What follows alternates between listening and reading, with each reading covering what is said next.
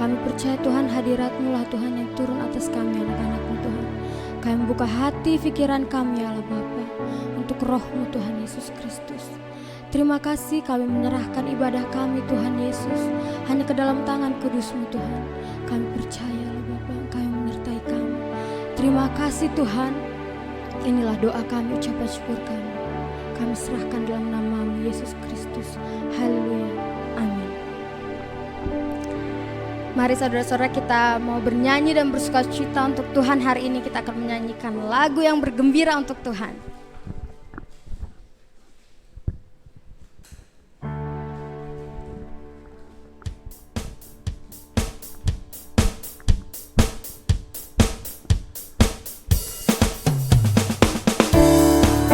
Mari kita bersukacita dan menyanyikan lagu ini dengan semangat, karena hari ini adalah harinya Tuhan.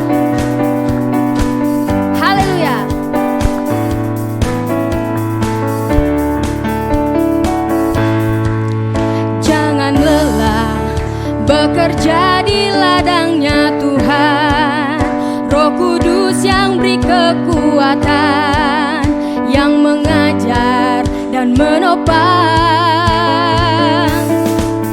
Tiada lelah bekerja bersamamu Tuhan, yang selalu mencukupkan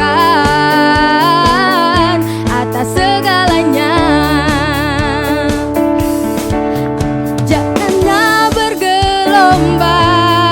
Timbunlah tanah yang berlubang, menjadi siap dibangun di atas dasar iman. Ratakan tanah bergelombang, timbunlah tanah yang berlubang, menjadi siap dibangun di atas dasar iman. Lagi dari awal.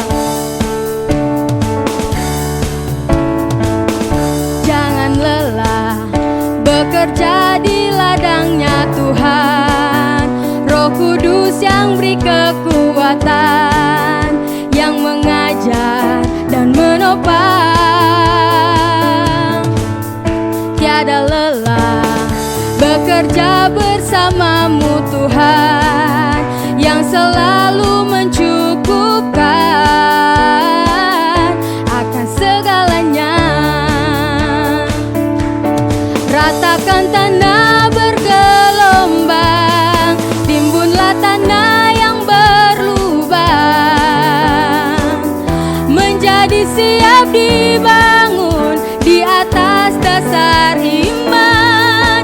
Ratakan tanah bergelombang, timbunlah tanah yang berlubang, menjadi siap dibangun di atas dasar iman. Menjadi siap dibangun di atas dasar iman. Menjadi siap dibangun di atas dasar iman. Haleluya. Benar sekali. Kita jangan lelah untuk bekerja bersama-sama Tuhan, menjalani hidup kita bersama Tuhan, sebab hidup kita juga adalah kasih dan karunia yang daripada Tuhan.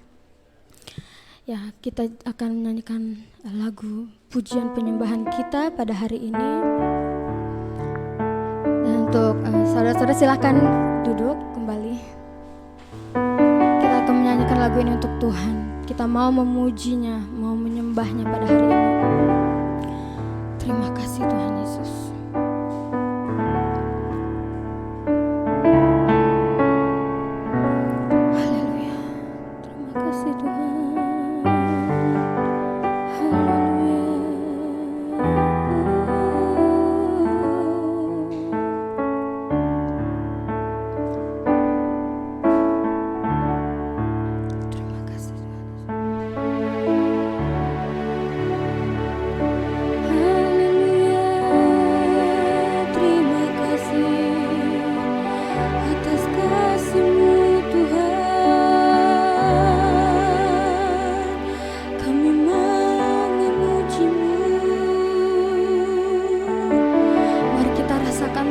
pada siang hari ini.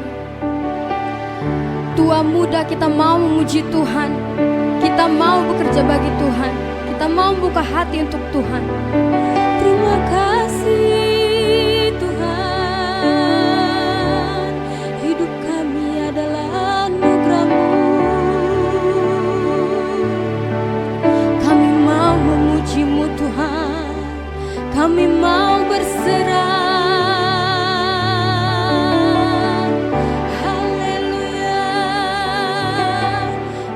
Kau hadir Tuhan, terima kasih.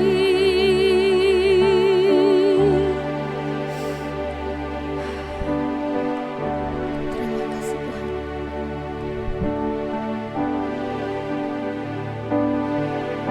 Kau izinkan sesuatu terjadi, percaya semua untuk kebaikanku. Bila nanti telah tiba waktumu, ku percaya kuasa-Mu memulihkan hidupku. Waktu Tuhan pasti yang terbaik, walau kadang tak mudah dimengerti. Lewati cobaan, ku tetap percaya waktu Tuhan pasti yang terbaik. Mari kita nyanyikan kembali dengan segenap hati kita.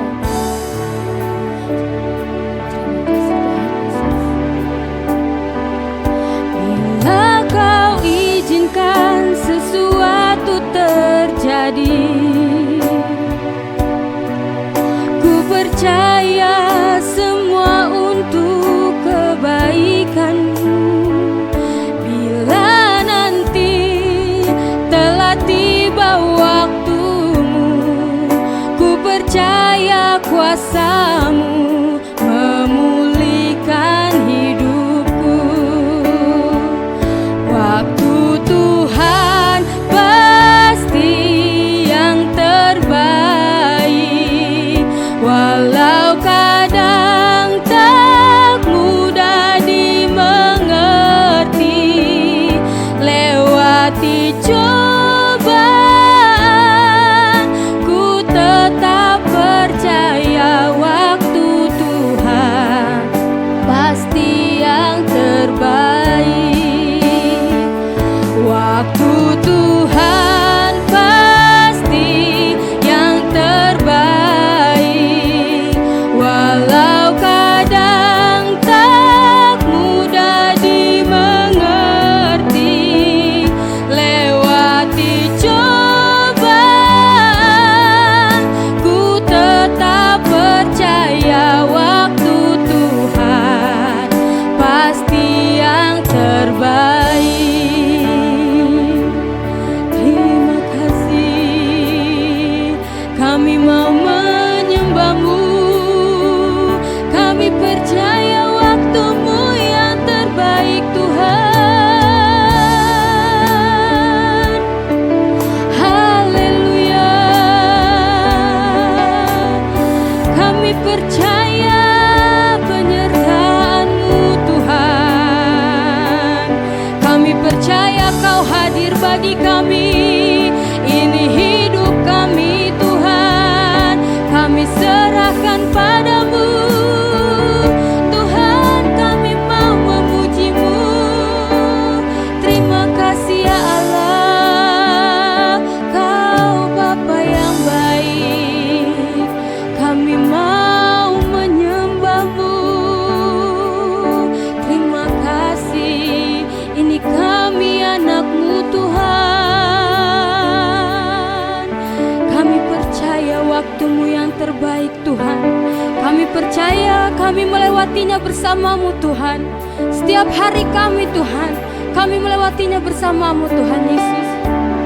Mungkin kami tidak melihatnya hari ini Tuhan, tapi kami percaya Tuhan Yesus, rencanamu ada bagi kami. Masa depan yang penuh harapan ada bagi kami anak-anakmu Tuhan. Kami mau Tuhan Yesus mencari wajahmu, mencari perkenananmu Tuhan Yesus.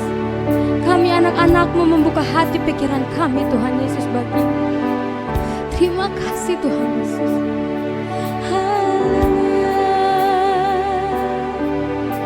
Terima kasih Tuhan.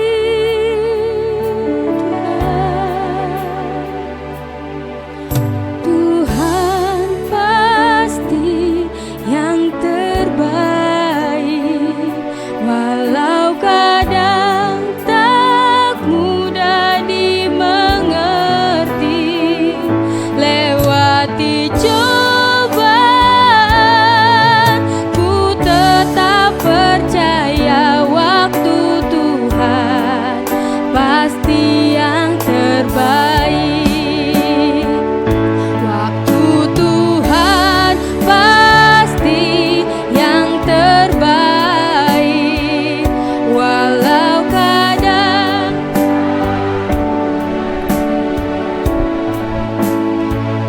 lewati cobaan,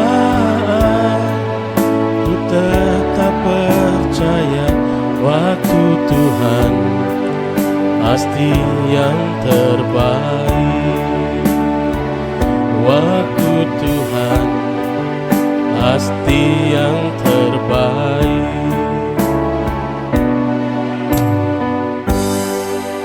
Pasti yang terbaik. Waktumu selalu baik buat hidup kami, dan itu yang terbaik buat kami. Terima kasih buat rekan-rekan muda yang hadir pada hari ini. Mereka menaruh hidup mereka di altar-Mu Tuhan hari ini. Dengan segenap hati mereka hari ini berdedikasi untuk datang kepada Tuhan. Biar Engkau menerimanya sebagai persembahan yang hidup, yang kudus dan yang berkenan kepada Allah. Biar itu menjadi ibadah yang sejati buat setiap kami. Biar kami diubahkan di dalam kebenaran-Mu, ditransformasi dalam kebenaran-Mu, dan kebenaran-Mu itu hidup dan tinggal di dalam kami. Di dalam nama Tuhan Yesus kami mengucap syukur. Yang percaya sama-sama katakan, amin. Shalom, selamat hari Minggu buat teman-teman muda semua.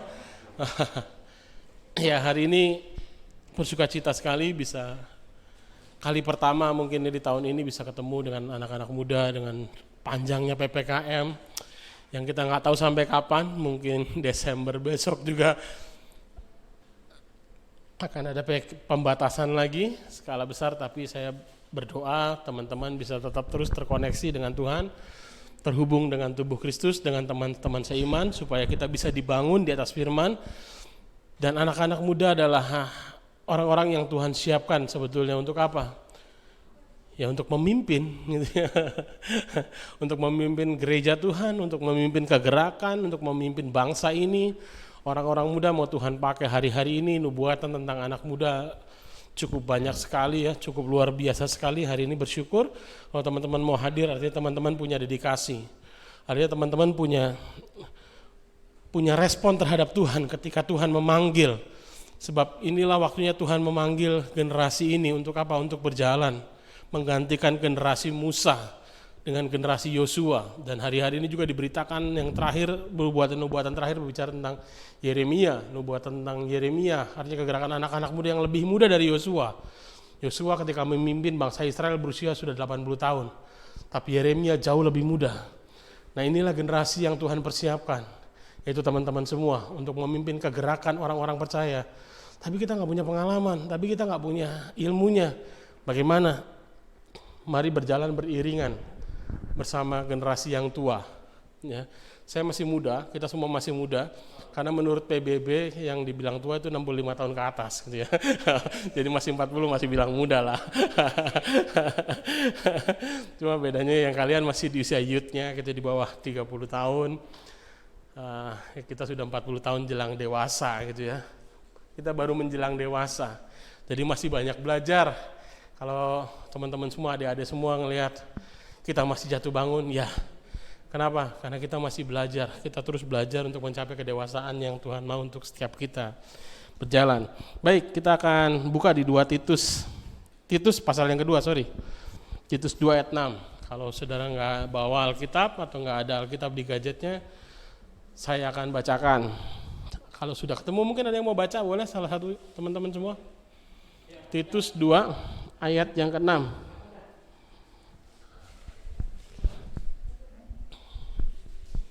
Titus 2 ayat 6. Titus 2 ayat 6. 2, 3.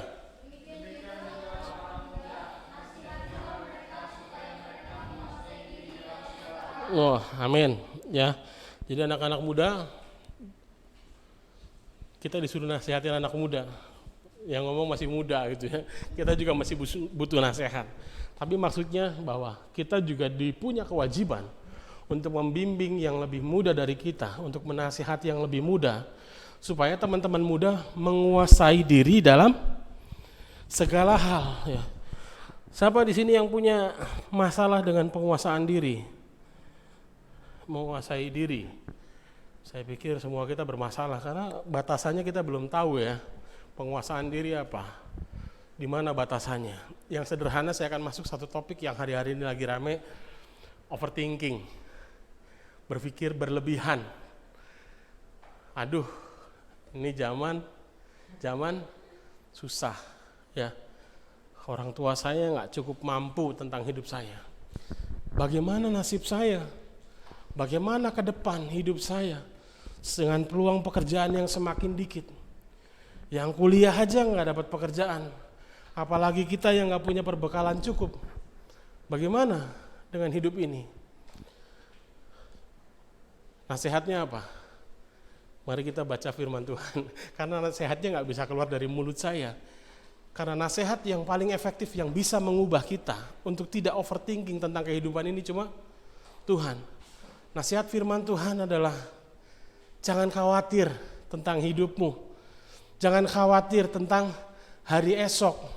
Jangan khawatir tentang makan dan pakai. Karena semuanya itu dicari bangsa-bangsa yang tidak mengenal Allah. Artinya apa? Orang yang tidak kenal Tuhan, kehidupannya hanya ingin mencapai target, punya baju bagus, punya rumah bagus, punya mobil bagus. Tapi buat kita generasi muda orang percaya lebih dari itu. Wah, kalau begitu saya kerja kerasnya harus 2 kali lipat supaya bagus-bagus semua. Bukan soal bagusnya ya, tapi soal bagaimana kita mengucap syukur tentang hari ini. Masa depan itu sungguh ada, nasihat firman Tuhan bilang. Masa depan itu betul-betul ada gitu ya. Kalau di Yeremia pasal 29 ayat yang ke-11, ada yang ingat? Yeremia 29 ayat 11.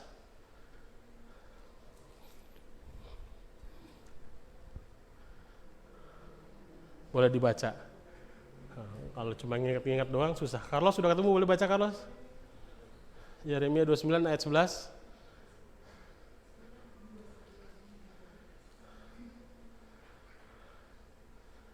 Ya, siapa saja? Sebab aku mengetahui rancangan-rancangan apa yang ada padaku mengenai kamu. Demikianlah firman Tuhan, yaitu rancangan damai sejahtera dan bukan rancangan kecelakaan, untuk memberikan kepadamu hari depan yang penuh harapan. Janji Tuhan cuma satu. Masa depanmu penuh dengan pengharapan. Bilang buat kanan kirinya, masa depanmu penuh dengan pengharapan. Kamu tidak madesu. Bilang, kamu tidak madesu. Tahu madesu? Masa depan suram kan? Masa depanmu nggak suram. Nasihat firman Tuhan bilang masa depanmu penuh dengan pengharapan. Tapi bagaimana menguasai diri? Kalau engkau nggak dengar firman ini, engkau nggak tahu batasannya. Tapi ketika engkau mendengar firman ini, engkau tahu batasannya. Ketika engkau lagi duduk diam, aduh ibuku susah, pekerja keras. Aku nggak cukup pendidikan, aku nggak cukup punya pengalaman, aku nggak cukup punya relasi. Setan terus menyerang, iblis terus menyerang, dia merasuk kepada pikiran kita. Karena pekerjaan iblis, Yohanes 10 ayat 10b berkata bahwa ayat 10, pencuri hanya datang untuk mencuri, membunuh dan membinasakan. Apa yang dia curi? Pikiranmu.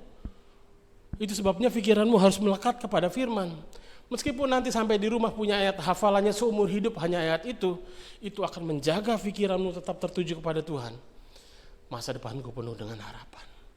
Masa depanku penuh dengan harapan. Masa depanku penuh dengan pengharapan. Karena itu yang Tuhan janji buat kita semua, orang-orang muda. Gereja ini punya harapan, gereja ini punya harapan. Kenapa? Karena Tuhan sudah berjanji. Anak-anak muda punya pengharapan. Mungkin situasi hidupmu sulit, mungkin keadaanmu tidak baik. Tapi hari ini firman Tuhan mencatat, dan ini ingat baik-baik, renungkan baik-baik. Masa depanmu penuh dengan pengharapan. Nasihati orang muda supaya bisa menguasai dirinya. Supaya nggak overthinking, nggak hidup dalam rasa ketakutan yang berlebihan. Tapi mulai percaya, kendalikan pikiranmu di dalam firman. Sekalipun orang tuaku bukan orang kaya, sekalipun kondisinya tidak baik, tapi Tuhan sudah janji buat hidup saya. Masa depanku penuh dengan pengharapan. Wah, itu yang saudara mesti terus pegang ya. Saya kembali lagi di Filipi pasal yang ke-4 ayat 8. Saya akan bacakan saja buat teman-teman semua. Saudara-saudara semua. Jadi akhirnya saudara-saudara, semua yang benar, semua yang mulia, semua yang adil, semua yang suci, semua yang manis, semua yang sedap didengar, semua yang disebut kebajikan dan patut dipuji, pikirkanlah semuanya itu. Jadi kalau mau tidak overthinking, tidak hidup di dalam kekhawatiran, pikirkanlah hal yang benar. Cuma itu aja. Apa yang benar di hidup kita? Hidup kita tidak ada yang benar tentunya. Ketika manusia jatuh ke dalam dosa, pikirannya dirusak, kehidupannya rusak, hubungannya dengan Tuhan menjadi rusak.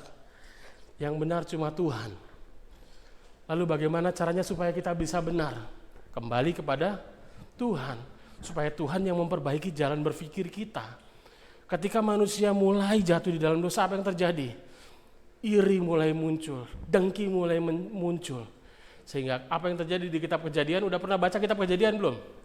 Jangan sampai segede begini kalian gak pernah baca kitab-kitab Kejadian nih. Siapa yang pertama kali membunuh orang di kitab Kejadian? Kain membunuh Habel, itu kisahnya. Kenapa? Karena dia marah, dia iri, dia cemburu. Karena persembahannya Habel diterima Tuhan, Kain tidak. Artinya apa? Manusia ketika jatuh di dalam dosa, pikirannya diliputi oleh hal-hal yang negatif. Seolah-olah tidak ada harapan. Tapi hari ini nasihat firman Tuhan bilang, pikirkan yang benar. Apa yang benar? Salah satunya tadi, Yeremia 29 ayat 11. Aku punya masa depan yang penuh dengan pengharapan. Aku punya masa depan yang penuh dengan pengharapan. Itu sebabnya pikirkan hal-hal yang benar. Yang benar apa? Tuhan yang benar. Tuhan ada di mana sekarang? Tambah bingung lagi, Tuhan di mana ya? Di alam semesta inilah gitu kan. Tuhan di mana ya? Di hati kita lah gitu. Ngaku-ngaku Tuhan di hati, gimana coba? Terhubung dengan Tuhan nggak pernah, tapi ngaku Tuhan ada di hati. Pusing saya sama orang Kristen. Berdoa nggak pernah, tapi bilang Tuhan di hati katanya. Hati yang mana nih? Hati yang baik atau hati yang jahat? Ya Tuhan bersemayam di mana-mana, di hati yang baik dan hati yang jahat. Karena dia mengawasi seluruh bumi gitu ya, nggak salah gitu. Tapi Tuhan ada di mana? Tuhan ada di hidup kita. Hidup kita yang mana? Hidup kita yang dipenuhi dengan kebenaran. Kebenaran oleh firman Tuhan. Yohanes 1 ayat 1 menulis bahwa pada mulanya adalah firman itu bersama-sama dengan Allah, dan firman ini yang saudara baca itu adalah Allah sendiri. Jadi waktu kita baca Alkitab, engkau sedang berkomunikasi dengan Tuhan. Mungkin kalau baca satu pasal budak gitu, pusing, gak ngerti. Gak apa-apa, cari renungan yang mudah saudara bisa cerna. Cari renungan yang mudah saudara bisa pahami. Gak harus saudara baca satu pasal. Nanti itu akan bertumbuh, engkau akan ingin tahu bagaimana sih sejarahnya, bagaimana kisahnya. Disitulah kita mulai menggali. Tapi hari-hari ini langkah awal yang kita perlu kerjakan adalah cari firman Tuhan. Lewat apa? Lewat renungan. Masuk di grup di dalam kebenaran firman Tuhan. Masuk di grup untuk bersama-sama bertumbuh. Masuk di grup itu maksudnya begini, masuk di dalam kumpulan orang percaya. Supaya apa? Supaya jalan pikiran kita yang salah diluruskan. Yang salah bagaimana? Marah-marah sama orang tua, salah atau benar? Tapi itu kita menganggap biasa. Kenapa kita anggap biasa? Karena kita tidak tahu nilainya. Apa nilai yang firman ajarkan tentang orang tua? Hai orang muda, hormatilah orang tuamu supaya lanjut umurmu. Lanjut umur ini bukan bicara putus nyawa ya, itu juga bisa terjadi. Seperti banyak kisah-kisah fiksi maupun kisah nyata.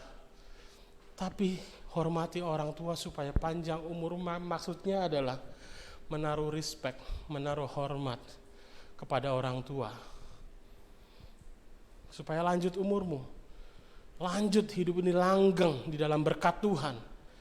Karena waktu kita berontak terhadap orang tua, berontak tanda kutip ya, bukan berontak, kita menghormati orang tua. Tapi kalau sampai kita berontak, segeralah berobat dan bertobat. Berobatnya kemana? Sama kakak rohaninya. Aku kemarin habis marah sama mama kak, doain aku ya, aku minta ampun sama Tuhan, kakak pimpin saya untuk jadi saksi saya dengan Tuhan. Supaya kita sembuh, kita dipulihkan. Orang tua kita juga gak sempurna, mereka juga gak mengenal firman Tuhan seperti yang hari ini kita belajar. Jadi bahasanya ketika kita lebih memahami, bahasa yang dipakai begini, harap maklum. Karena mereka sudah tua. Ya, jadi hormati mereka sebagai orang tua, supaya lanjut umurmu. Saya nggak akan banyak-banyak, nanti capek gitu ya. 2 hal ini saja gitu ya. Dengar nasihat firman Tuhan. Hai anak muda, dengar nasihat orang tua supaya engkau bisa menguasai dirimu. Menguasai diri dalam hal apa? Engkau tahu bahwa masa depanmu penuh pengharapan. Yang kedua, engkau harus menghormati orang tua. Ini bicara tentang manners. Manners itu tata krama. Ya, jangan sampai di depan umum anak-anak marahin orang tuanya. Kita sudah dengar itu, kita sudah lihat banyak hal itu terjadi di antara kita. Tapi baiklah kita memulai sesuatu yang baik. Kalau sekarang kita sudah bisa memahami, sudah bisa berpikir jernih, kalau mau marah sama mamanya jangan di depan orang. Protes boleh, masa saya nggak setuju, nggak begini seharusnya. Tapi jangan di depan orang banyak. Hormati orang tua, ya boleh protes. Kadang-kadang orang tua kita nggak selalu benar kok. Tapi protes dalam tata krama yang baik. Dan yang kedua adalah pegang bahwa masa depanmu penuh dengan pengharapan. Masa depanmu tidak madesu, masa depanmu penuh dengan pengharapan bersama Tuhan. Amin. Waktu Tuhan pasti terjadi buat setiap kita. Jangan takut, jangan gentar. Hari ke depan memang semakin sulit, tapi masa depan sungguh ada dan harapan itu sungguh ada. Ketika kita berpegang kepada kebenaran, menaruh pikiran kita kepada kebenaran, kebenaran itu akan memimpin kita kepada kelimpahannya Tuhan. Saya tidak bilang uang ya, kelimpahan, artinya hidup kita terus berjalan di dalam pimpinan Tuhan. Mulai hidup di dalam roh. Hidup di dalam roh itu sederhananya gini, hidup di dalam pimpinan firman Tuhan. Nasihat firman Tuhan, waktu kita datang ketakutan, saya gak perlu takut. Masa depan saya penuh dengan pengharapan.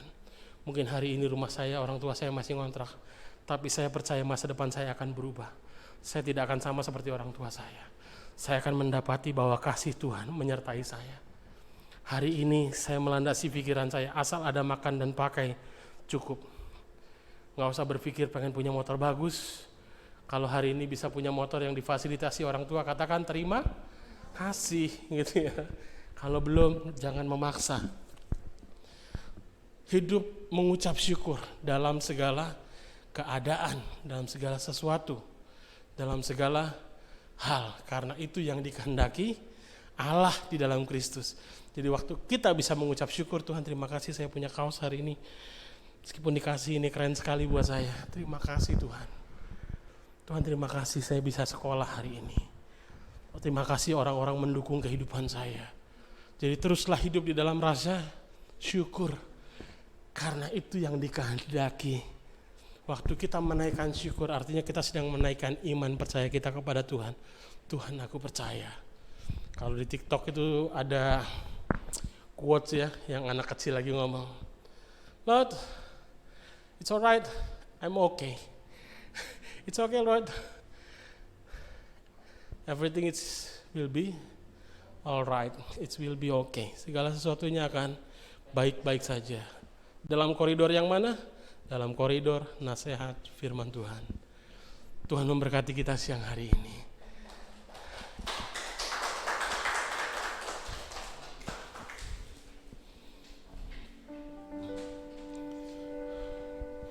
Ini keluargaku Tuhan, berkati dan lindungi semua,